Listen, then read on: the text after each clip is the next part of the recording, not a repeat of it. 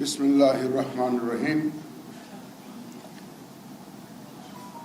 আজকে ৭ম ভোটার দিবস উপলক্ষে আয়োজিত আলোচনা অনুষ্ঠানের সম্মানিত সভাপতি ও আমাদের ইলেকশন কমিশনের সিনিয়র সচিব জনাব আক্তার আহমেদ, আমার সহকর্মী কমিশনার বৃন্দ, বিভিন্ন মন্ত্রণালয় বিভাগের সম্মানিত কর্মকর্তাবৃন্দ, ইলেকশন কমিশনের আমার সহকর্মীবৃন্দ, উপস্থিত জুলাই যোদ্ধা, এখন তো নাম হয়েছে জুলাই যোদ্ধা, আমার সামনে উপস্থিত জুলাই যোদ্ধা, মিডিয়ার কর্মীবৃন্দ ও সুধীমণ্ডলী, এতক্ষণ ধরে আপনারা এই রমজান মাসে, আর তাও আবার প্রথম রমজান, এখন অভ্যাস হয়ে ওঠেনি রোজাকে উইথস্ট্যান্ড করার, তারপরেও আপনারা এতক্ষণ ধরে আমাদের বক্তব্য শুনছেন, আমি আপনাদের কাছে কৃতজ্ঞতা জানাই। এবং আপনারা যারা উপস্থিত হয়েছেন, আমি নির্বাচন কমিশনের পক্ষ থেকে আপনাদেরকে অভিনন্দন জানাচ্ছি। আজকে ভোটার দিবস উপলক্ষে আপনারা যে উপস্থিত হয়েছেন এবং আমরা খুব সম্মানিত বোধ করছি আপনারা যে এসছেন। দেখুন, অনেকের মধ্যে একটা কনফিউশন হয় যে 2রা মার্চ এটা চূড়ান্ত ভোটার তালিকা হয়ে যাচ্ছে, আবার জুন মাসে ভোটার তালিকা হবে, এরকম কথা বলা হয়। কারণ আমাকে অনেকে জিজ্ঞেস করে যে 2 ধরনের বক্তব্য কেন।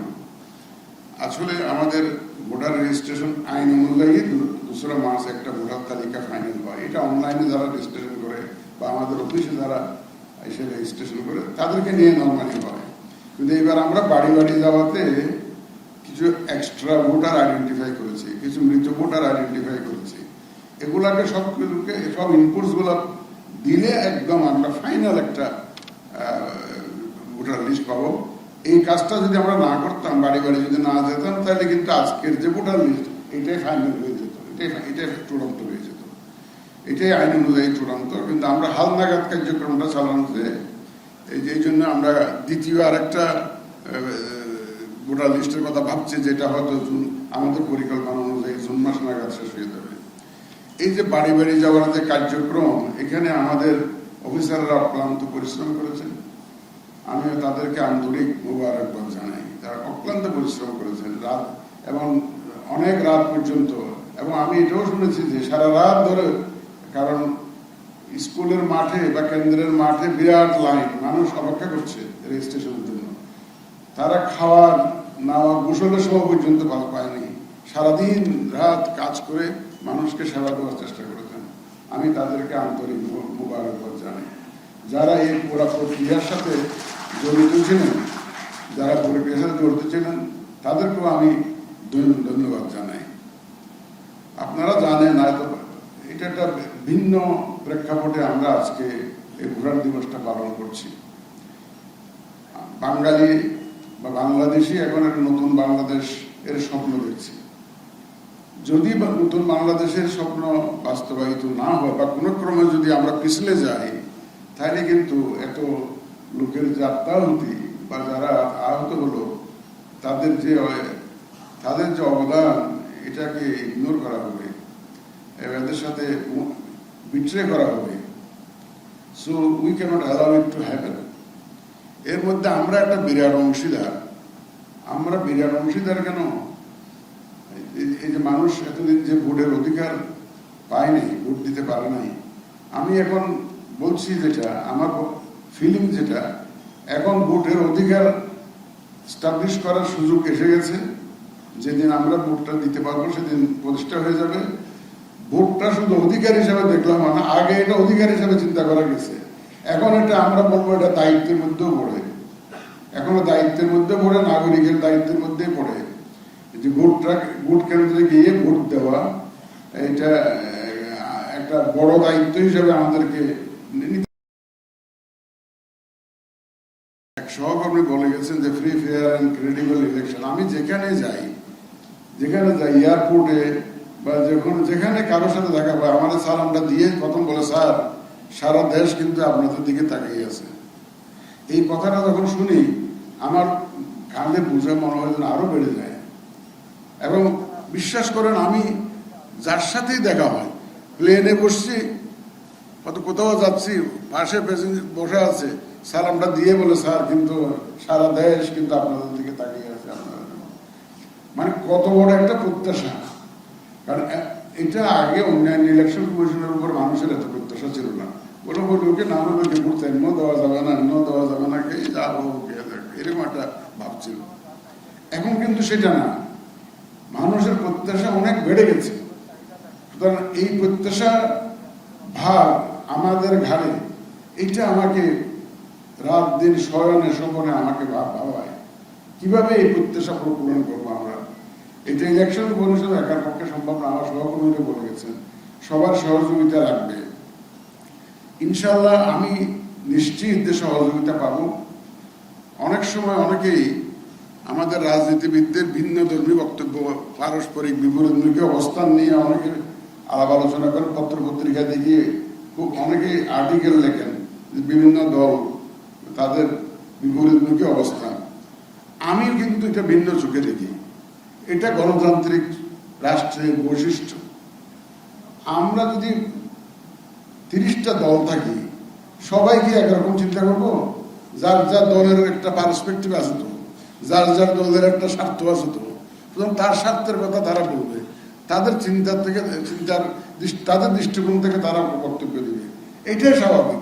That is the beauty of democracy. এটা আমরা মানতে পারি না, কেন জানি না। এটাই হচ্ছে গণতন্ত্র, এটাই গণতন্ত্রের সৌন্দর্য। সুতরাং যখনই বিভিন্ন দল বিপরীতমুখী বক্তব্য দেয়, আমি আদৌ এতে কিন্তু আশাহত হই না। ফাইনালি দেখবেন at the end of the day আমাদের রাজনীতিবিদরা কিন্তু ভুল করবেন। দেখবেন যে at the end of the day মানুষ যখন চায়, দেখবেন যে একটা পর্যায়ে গিয়ে একটা ইকুইলিব্রিয়াম আসবে, একটা ব্যালেন্স আসবে, একটা জায়গায় তারা একমত হবে, সে বিশ্বাস আমার আছে। আমি ওই যে ধর্মগ্রন্থ থেকে, সম্ভবত বাইবেল থেকে একজন পাঠ করে গেলেন যে আমি নিজে ধার্মিক, আরেকজনকে ধার্মিক হিসাবে মানতে রাজি না, সব মনে করে যেন সব ধর্ম আমারই, আমি বায়াস, একমাত্র আমি বায়াস, তাই না? এরকম বলে গেল না অর্থ একটা। তো আমাদের এরকম অনেকে আছে মনে করে যে আমার দলটাই কালে দেশপ্রেমিক, আর আর আর কোনো দল দেশপ্রেম নাই। এই কথাটা ঠিক না। এই কথাটা ঠিক না। মানুষ মাত্রই, মানুষ জন্মে দেশপ্রেম নিয়ে, কিন্তু মানুষ জন্মায় দেশপ্রেম নিয়েই জন্মায়, কিন্তু যখন পরিবেশ পরিস্থিতি চারিদিকে যখন দেখে যে ডান দিকে লোক টাকা কামাচ্ছে, বাম দিকে লোক টাকা কামাচ্ছে, তারপরে আমার সামনের জন বিদেশে পাচার করে আর আমার দুবাইতে সুন্দর বাড়ি বানিয়ে আছে, তখনই তার মাথার মধ্যে ঘুরতে থাকে যে এইটা কেন, ওর দেশপ্রেম আস্তে আস্তে কমতে থাকে। বাট জন্মগতভাবে মানুষ কিন্তু দেশপ্রেমিক। আমরা যারা এখানে অনেক সরকারি কর্মচারী আছি, আমরা যখন বিদেশে লেখাপড়া করতে গেছি, ট্রেনিং নিয়ে গেছি, সবসময় মনে হয়েছে যে এবার গিয়ে বাংলাদেশ পরিবর্তন করে ফেলবো। যা কিছু শিখছি সব জায়গা অ্যাপ্লাই করে আমার ডিপার্টমেন্টটাকে আমি একদম সুন্দর করে গড়ে তুলবো, এরকম একটা মানসিকতা কিন্তু বিদেশ ট্রেনিংয়ে কিন্তু ডেভেলপ করে। কিন্তু যখন ফিরে আসে নানা প্রতিবন্ধকতা দেখতে থাকে, আস্তে আস্তে আস্তে আস্তে তার আশা এটা ফিকে হয়ে যায়, আর এটা বাস্তবায়ন করতে পারে না। এরকমটা এই জন্য আমি দেশপ্রেমটা কারো মনোবলই নয়, এটাই হচ্ছে আমার কথা। এটা কারো মনোবলই নয়, এটা সবার মধ্যে আছে, দেশপ্রেম আছে। নানা পারিপার্শ্বিকতার কারণে হয়তো কম বেশি হয়ে যায়। আমাদের সর্বস্তরের লোকজনের মধ্যে একটা ঐক্যমত আমি দেখছি, মানে এটার জন্য কনসেনসাস কমিশন লাগে নাই, একটা বিষয়ে সবাই একমত। আমি দ্বিতীয় কোনো ব্যক্তি পাই নাই যে সুন্দর ক্রেডিবল একটা গ্রহণযোগ্য নির্বাচন চাই না, এমন কেউ আমাকে বলে নাই, কিন্তু একজনও বলে নাই। যত রাজনৈতিক দল আমাদের সাথে আসে মিটিং করে যে আমরা একটা সুন্দর নির্বাচন চাই, ক্রেডিবল গ্রহণযোগ্য একটা বিশ্বাসযোগ্য নির্বাচন চাই, এবং পথে ঘাটে যাদের সাথে দেখা হয় সবাই একমত।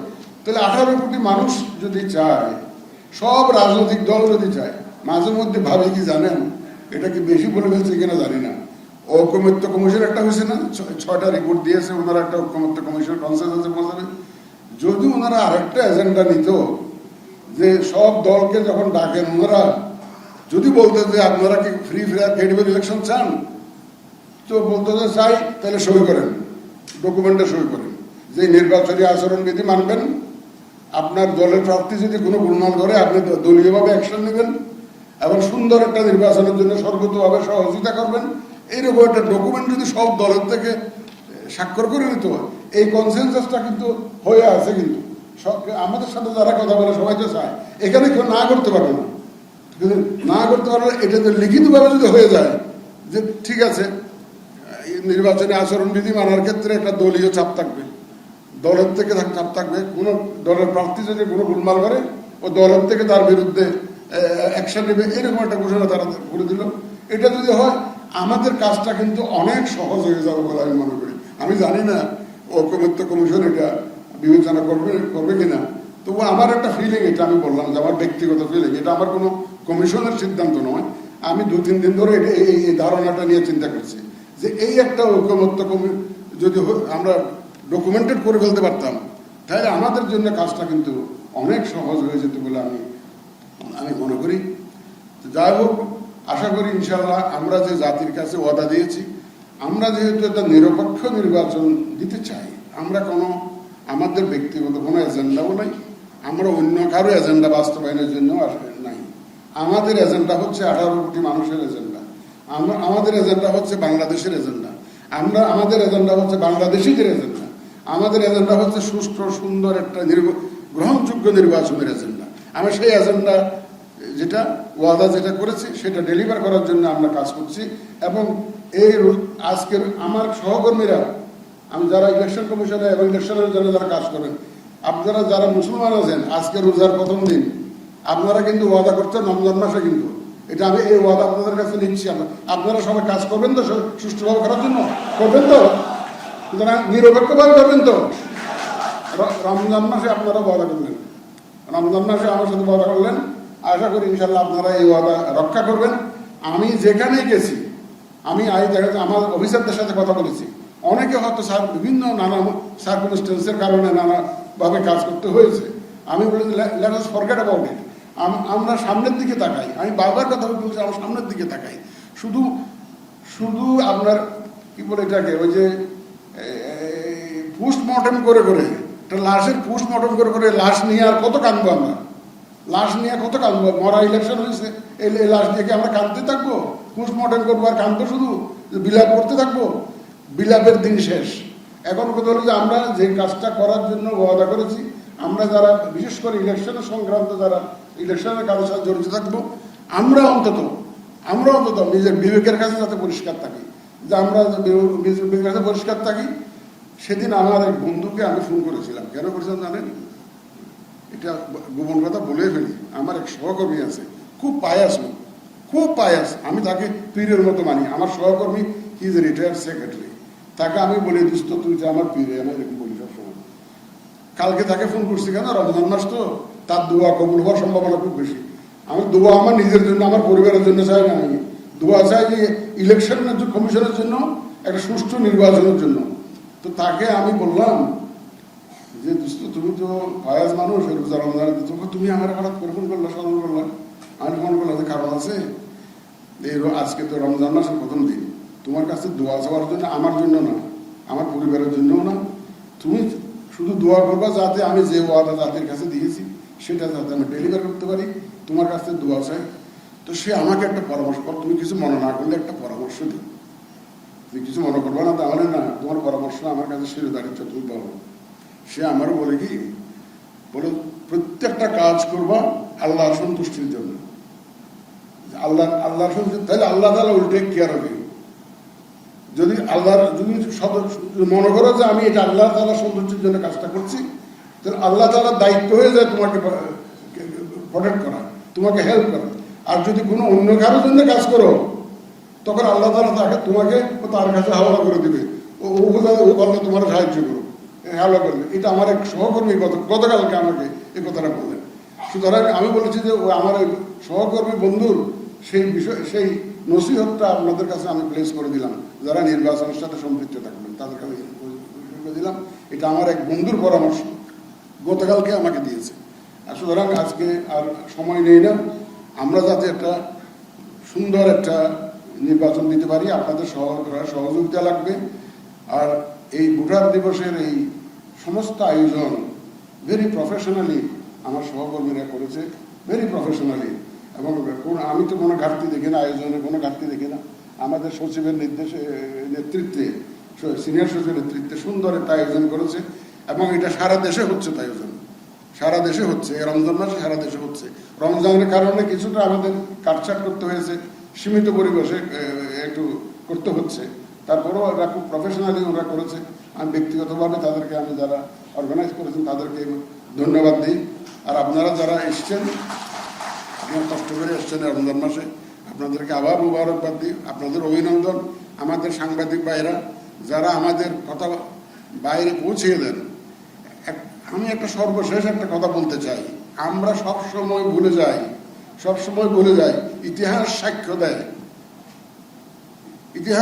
দেয় ইলেকশন ইঞ্জিনিয়ারিং করে, ভোট সন্ত্রাস করে আপাত দৃষ্টিতে জেতা যায়, কিন্তু আখেরে নিজের জন্য, দলের জন্য, দেশের জন্য সর্বনাশ ডেকে আনতে হয়। আখেরে টিকা যায় না। আপাত দৃষ্টিতে মনে হয় যেন জিতে গেলাম, কিন্তু আখেরে নিজের জন্য ভালো হয় না, দেশের জন্য ভালো হয় না, দলের জন্য ভালো হয় না। ইতিহাস সাক্ষ্য দেয়। এটা শুধু বাংলাদেশে নয়, সারা দুনিয়াতে এরকম ইতিহাস সাক্ষ্য দেয়। সুতরাং আমার প্রত্যাশা, কেউ এই জাতীয় উদ্যোগ নেবেন না, কেউ এই জাতীয় চেষ্টা করবেন না।